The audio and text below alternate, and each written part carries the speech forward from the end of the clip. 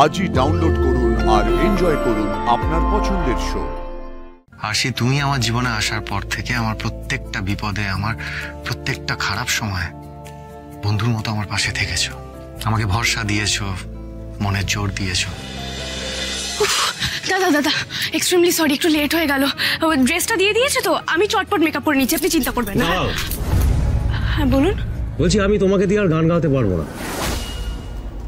এই কদিন তুমি যা গান গেয়েছো তার টাকাটা এখানে রয়েছে। কালকে থেকে তোমাকে আর আসতে হবে না। কাল থেকে আসতে হবে না মানেটা কি? আমি যা বলার বলে দিয়েছি, এ বিষয়ে আমি আর কোনো কথা বলতে চাই না। তা বললে তো হবে না দাদা, আপনার সাথে তো আমার কথা হয়ে গেছে। এখন এভাবে হুট করে আমায় তো চলে যেতে বলতে পারেন না আপনি। আমি কি পারি কি পারি না সেটা তুমি আমাকে জানাবে। আর আরশি, তোমার সঙ্গে আমার কোনো কন্ট্রাক্ট সাইন হয়নি। আরে তাই বলে হুট করে চলে যেতে বলবেন কেন? কি করেছি আমি? দেখুন, গান আমি তোমাকে দিয়ে গাওয়াতেই পারি। আপনি এখানে? উনি আমাদের নিউ প্যারাডাইজ বারের মালকিন।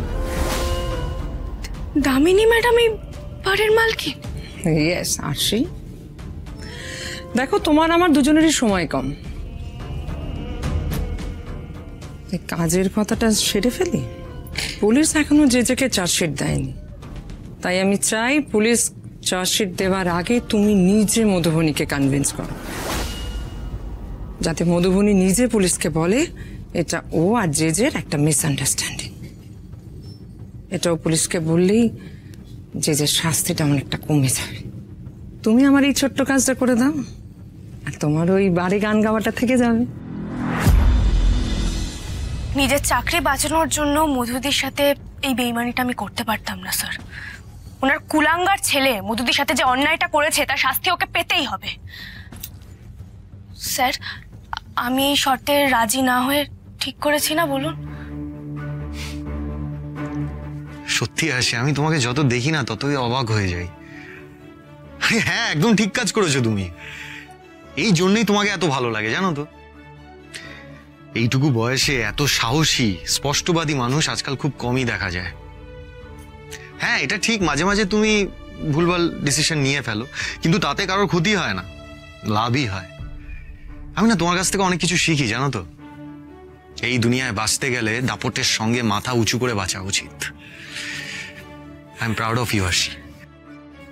আমি জানতাম স্যার, আর কেউ থাকুক না থাকুক আপনি আমার পাশে ঠিক থাকবেন। না থাকলে যে আমি নিজেই নিজের কাছে ছোট হয়ে যাবো আরশি।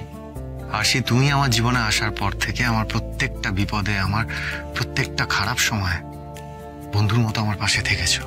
আমাকে ভরসা দিয়েছো, মনের জোর দিয়েছো। আমার আর আমার পরিবারের হয়ে সমানে লড়ে যাচ্ছ। আর সেখানে তোমার পাশে আমি দাঁড়াবো না, সেটা কি করে হয়? এই জন্যই তো সবার আগে আমি আপনার কাছে ছুটে এলাম। এই যে আমার কাঁধে হাত রেখে আপনি ভরসা দিলেন, আমার মনের সব দ্বিধা কেটে গেল। আমি চাই তোমার গান শুধুমাত্র বাড়ির লোকেরা না, গোটা বাংলা শুনুক।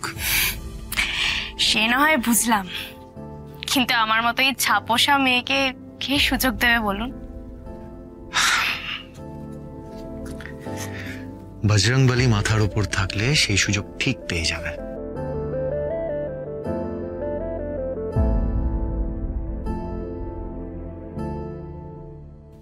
স্যার যা বললেন সেটা কি কখনো সত্যি হবে?